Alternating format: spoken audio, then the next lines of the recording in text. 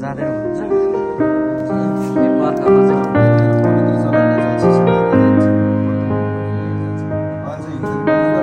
यो अटोमेटिकली मजा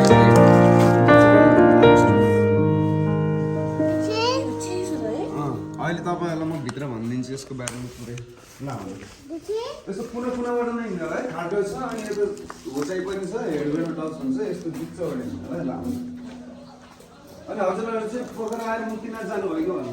छैन नि अब मुक्तिनाथमा गएको भए सर मुक्तिनाथमा सन्दर्भमा विष्णु भगवान् र श्रीरामको मन्दिर छ है हजुर उहाँबाट चाहिँ हामीले चाहिँ शालिग्राम राम मन्दिरको शालिग्राम ढुङ्गा थाहा छ होला नि तपाईँहरूलाई हो त्यो ढुङ्गा चाहिँ यहाँ ल्याएर राखेको छ दर्शन गरेर चाहिँ तपाईँलाई मुक्तिनाथकै दर्शन गरेको जस्तो हुन्छ है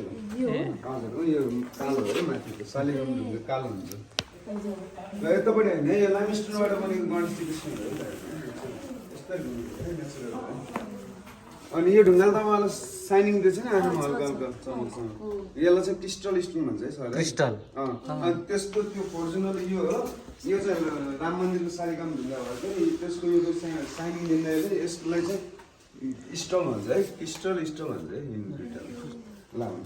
एउटा साइन दिने चाहिँ क्रिस्टल यो स्टल होइन हजुर यो गुफा नै लामिस्टोनबाट बनेको कि सर म भनिदिन्छु तपाईँलाई म गुफाको हिस्ट्री भन्दै जाँदाखेरि ए हुन्छ सुन्नु है यो गुफा चाहिँ विक्रम सम्वत 2000 हाम्रो अहिले विक्रम सम्वत 2083 साल हो नि त यो गुफा चाहिँ विक्रम सम्वत 2017 सालमा महेन्द्र राजा आएर उद्घाटन गरेको भएर महेन्द्र गुफा राखेको है अनि यताबाट पनि पढ्ने म भनिदिन्छु त्यो पनि अनि 2031 सालबाट चाहिँ वीरेन्द्र राजाको छोरा महेन्द्र राजाले चाहिँ मान्छेलाई आउन जान चालु गरिदिनु भएको है पहिला राजाभन्दा पहिला छिर्ने यताउता लोकल मात्रै होला लोकल स्थानीय बासिन्दामा अनि सुन्नु है अहिले चाहिँ यता घुमेर आउने निस्किने बेला चाहिँ 25 मिटरको धर्मद्वार हो यहाँबाट निस्किने चाहिँ कस्तो छ अनि सर सबै पाप पखालिन्छ भन्ने एउटा मान्यता छ है गुरुजीको है अहिले हामीसँग गएर नि निकालिदिन्छु तपाईँहरूलाई त्यो त पुरै अँध्यारो रहेछ त्यो त 25 मिटर हो त केमा चाहिँ पाप पखालिन्छ अरे त्यो मान्यता भन्ने रहेछ नि त एउटा गुरुजीको मान्यता शङ्कर जस्तो देख्नु भने सर यो चुचु चुचु हजुर गर्न सक्नुहुन्छ है यो चुचु चुचु शङ्कर जस्तो देख्ने यसलाई चाहिँ लाइमस्टोन भन्छ है सर है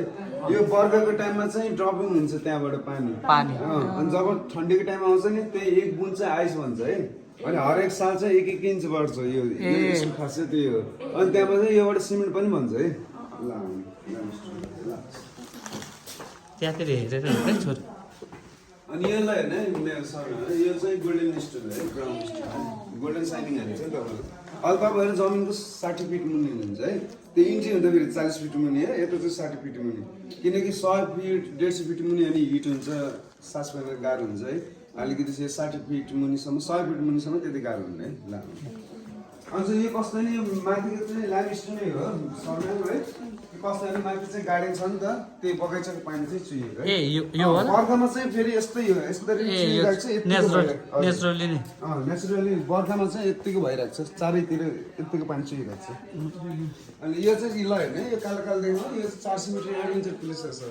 यो भित्र 2025 एउटा चमेर छ अनि एउटा सानो वाटरफल छ अनि साइनिङ स्टोन लाइनिङ स्टोन है त्यो हामीले चाहिँ फ्यामिलीलाई चाहिँ लान्न कस्तो नि स्टुडेन्ट ग्रुपहरू आउँछ जो साइन्स अवलोक गरेर साइन्स पढ्छ नि जस्तो विद्यार्थीहरूलाई चाहिँ यता ए चमेरो हजुर ल यता हेर्नु है यो चाहिँ नेचुरल स्टोन है दर्शन धेरै साल पुरानो है यो 2000 सालमा पत्ता लाग्यो यो गुफा अहिले म भनिदिन्छु धेरै लाग्यो कति साल भन्नु 2000 सालमा नेपाली हजुर ल हेर्नु यो ढुङ्गाले तपाईँलाई चिर साइनिङहरू छ नि यो ढुङ्गाले चाहिँ व्हाइट स्टोन सिलिकन भन्छ है सर है यस्तै छोयो भने चाहिँ यो ढुङ्गा मर्छ सर कस्तो पानीबाटै बन्ने ढुङ्गा हो नि त यो भित्र त पुरै माटो छ ल हेर्ने यो माटो हो यो माथि चाहिँ ढुङ्गा हो क्या यहाँ आउँदा यहाँ छुन पनि सक्नुहुन्छ बच्चा लिनुभयो हेर्दाखेरि सिसा जस्तै देखिन्छ तर यो चाहिँ यो स्टोन है सिसा भएर यस्तो गर्दा त काट्छ नि त ए साइनिङले गर्दा यो चाहिँ योबाट सिसा बन्ने ढुङ्गा हो कि सिलिकनबाटै भन्छ है सर है ठुल्ठुलो सिसाहरू है पुरा सिसा सोको जस्तै हुन्छ है त हुन्न त्यस्तो सिसा सोको जस्तो सुन्नु न ढुङ्गा स्टोन हो कि एउटा स्टोन छ जस्तो हुन्छ कि सिसा भएर खर्च हुन्छ नि त चिप्लो छ नि त एउटा ल तपाईँले समुद्रमा अक्टोपसहरू देख्नुभयो होला है हजुर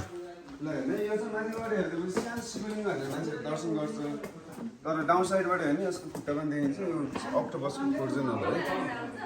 यो पानीबाटै भनेको सर है यो बर्खाको टाइममा यहाँ पानी ल्यामस्टोनबाट पानी टप्किन्छ अक्टोपसको खोर्जन होला है यो पानीबाटै भनेको सर है यो बर्खाको टाइममा यहाँ पानी ल्यामस्टोनबाट पानी टप्किन्छ नि त यहाँ छोएर अनि यो आफै भनेको है पानीकै लाइनिङबाट अनि झर्दा झर्दा हजुर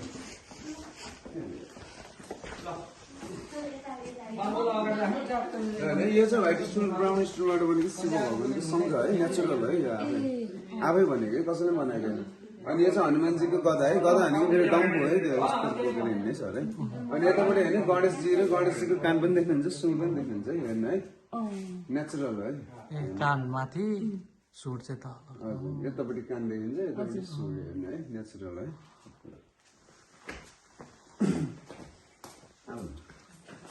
तपाईँले रामायण त हेर्नु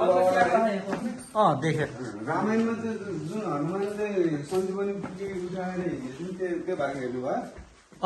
त्यो लक्ष्मणको लागि नेचुरल है अलिकति यता चाहिँ लाइमस्टोन छ हल्का डाउन गरेर हेर्नु होला है यो चाहिँ हनुमानजी हो है सर है यो हनुमानजीको टाउको है हजुर हेर्नु है अनि यो चाहिँ सञ्जीवनी पर्वत है नेचुरल है सर है यो चाहिँ हात भयो यो गदा भयो यो बडी है नेचुरल है हेर्नु है यो मान्छेले हनुमानको भक्तहरूले पूजापाठ गरी गरी यस्तो रातो बनाएको न त नेचुरल है कलर लगाएर चाहिँ राम्रोसँग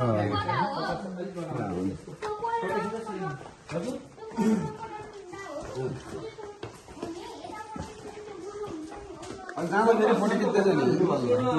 अगाडि हेर्दै जाँदा पहिला अगाडिको बारेमा भन्नुहुन्छ पानी नहेर्नु हो नि विष्णु भगवान जमिनभित्र पानीभित्र बस्ने यो चाहिँ जमिनमा खेल्ने चाहिँ कालीनाग हो यो यसरी गर्छ यसरी 3 स्टेप छ 1 2 3 यस्तो अहिले आकार छ यो चाहिँ यो महादेवले माला पनि लाउनुहुन्छ उहाँले यो गहना क्या महादेवको यहाँ अस्ति भर्खर तपाईँको यो गएको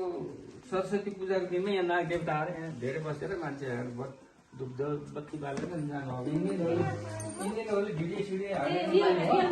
नेचुरल हो यो अहिले सरस्वती पूजामा अहिले गएको सरस्वती पूजा यहाँ तपाईँ जे घरमा पुग्छ यहाँ नाग पञ्चमीमा शिवरात्रिमा चाहिँ नागहरू देखिरहेको यो बाबुले राखेको स्कुलको बत्तल टाँसेको यो चाहिँ यत्रो हो यो चाहिँ यो भित्तामा चाहिँ पछि राखेको होला उहाँले म भनिदिन्छु त्यो भित्तामा राखेको पर्खिन है हल्का अगाडि बनाइदिनु होला यो कसले राखेको म भनिदिन्छु तपाईँले भित्तामा राखेको धेरै आउनु अगाडि बढ्नु यहाँ पवित्र जल छ कलर हेर्छु गुरुले यहाँ जल सेवन गर्नुहुन्छ टिको लामी बर माग्नु यो चाहिँ कालीनाग है नेचुरल है कालीनाग है यो चाहिँ फन धेरै हेर्ने कालीनाग हो अनि चाहिँ यो शिवजी र गणेशजी हो तपाईँहरू जस्तै घुम्न आउने पर्यटकले टाल्दैको यो हुन्छ 20-25 साल पहिला है हाम्रो यहाँको पुरानो गाइडले देखेर चाहिँ तपाईँले घर लानुहुन्छ तपाईँहरूको चिनो पनि हुन्छ कालीनागको फोटो छ यहाँ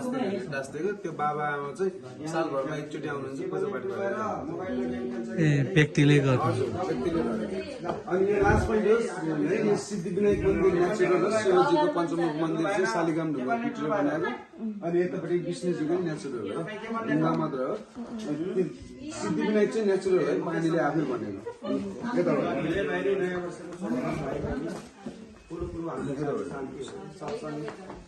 दर्शन गर्ने है यतापट्टि हेर्ने यो खाल्डो छ है यता पवित्र बच्चालाई चाहिँ अलिक हेर्नु है पवित्र जग्गा छ है